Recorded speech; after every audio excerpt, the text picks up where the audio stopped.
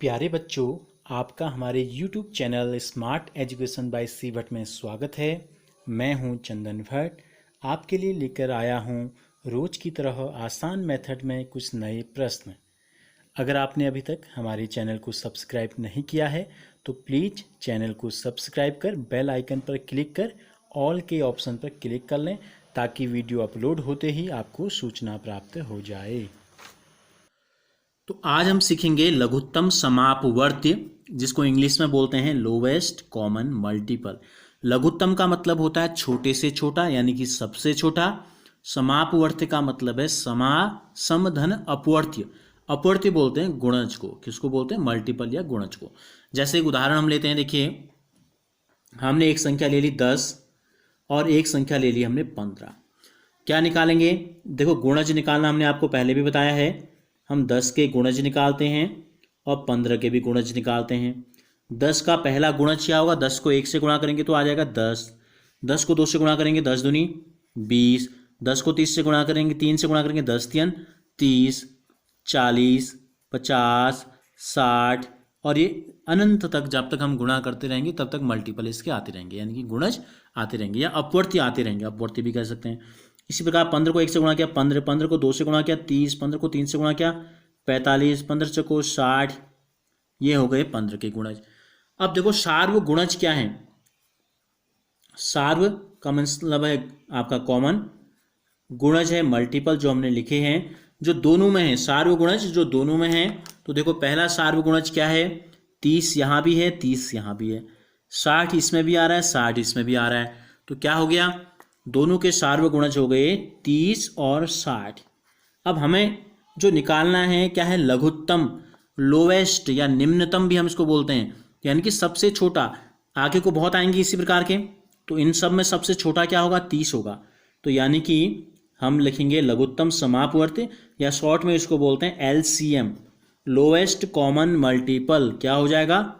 30 हो जाएगा इसका। तो यानी कि क्या होता है? लघुत्तम समापवर्त्य या LCM हम किसको कहते हैं? को दी जाएंगी, ठीक है। संख्याओं का जो LCM होगा उनका सबसे छोटा सार्व गुणज होता है। अब हम एक उदाहरण लेते हैं। जैसे हमने एक संख्या ले ली 12 और 18। हमें प्रश्न ले लिया 12 व 18 का LCM ज्ञात कीजिए। तो देखो, एक तरीका तो क्या है? एक तरीका ये है कि हम क्या करें, जैसे कि हमने आपको ये बताया सार्व गुणज लिख लें, फिर उनमें सबसे छोटा जो सबसे पहले जो सार्व गुणज आएगा वो LCM हो जाएगा। एक दूसरा तरीका है, अभाज्य गुणनखंड विधि भी है। ये कैसे काम करती है, इससे कैसे निकालते हैं? देखो, क्या करते हैं, इनके अभाज्य गुणनखंड करते हैं। अभाज्य गुणनखंड करना आपको आता है। सबसे पहले 2 का भाग दिया हमने 6 बार गया, फिर 2 से 3 बार गया और 3 आ गया, ठीक है। अलग से लिख के भी आप कर सकते हैं।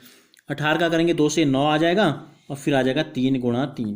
तो इसका LCM निकालने का जो तरीका है, अलग अलग तरीके हैं। एक पहला तरीका जो है, जो अभाज्य संख्या सबसे ज़्यादा बार आती है उसको लेते हैं। वो दोनों में या तीनों में या चारों में, जितनी भी संख्याएं हैं उनमें से किसी एक में हो सकती है। जैसे इसमें 2 कितनी बार आया है? 1 बार। और इसमें 2 कितनी बार आया है? 2 बार। तो दोनों को 2 बार ले लेंगे।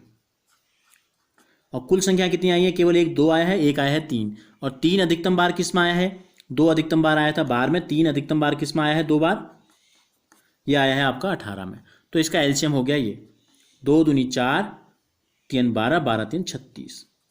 कितना हो गया? 36।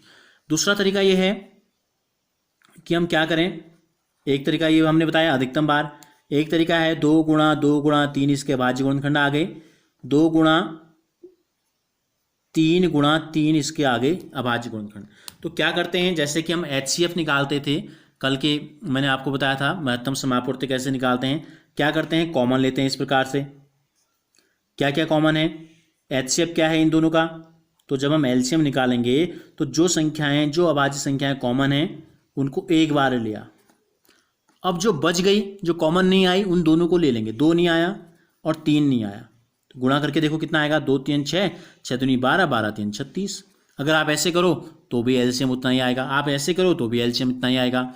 एक तरीका ये है, क्या करते हैं, इनका इस प्रकार से निकालते हैं। यहाँ लिखते हैं 12, यहाँ लिखते हैं 36।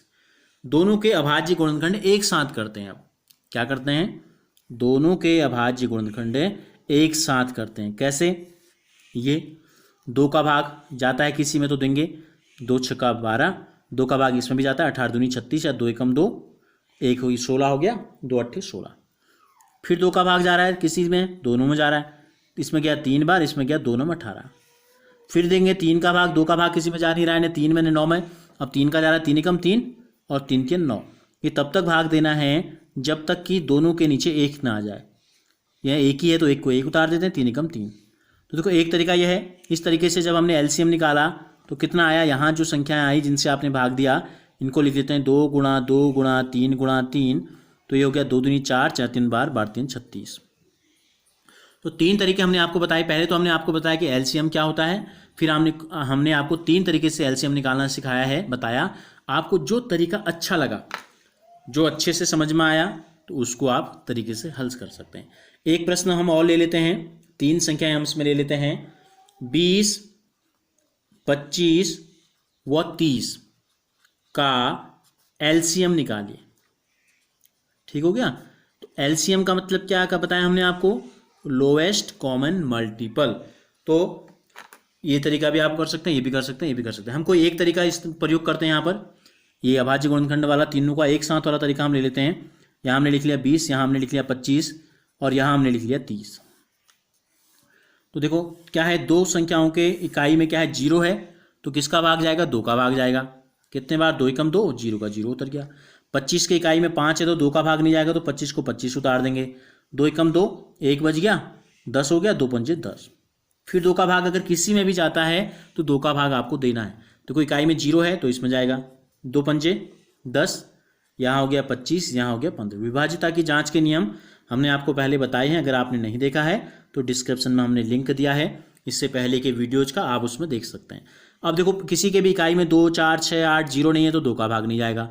3 का भाग के लिए जांच करो, 5 में 3 का भाग नहीं जाएगा, 5 2 7 में 3 का भाग नहीं जाएगा, 5 1 6 में 3 का भाग जाएगा, तो 3 पंजे 15।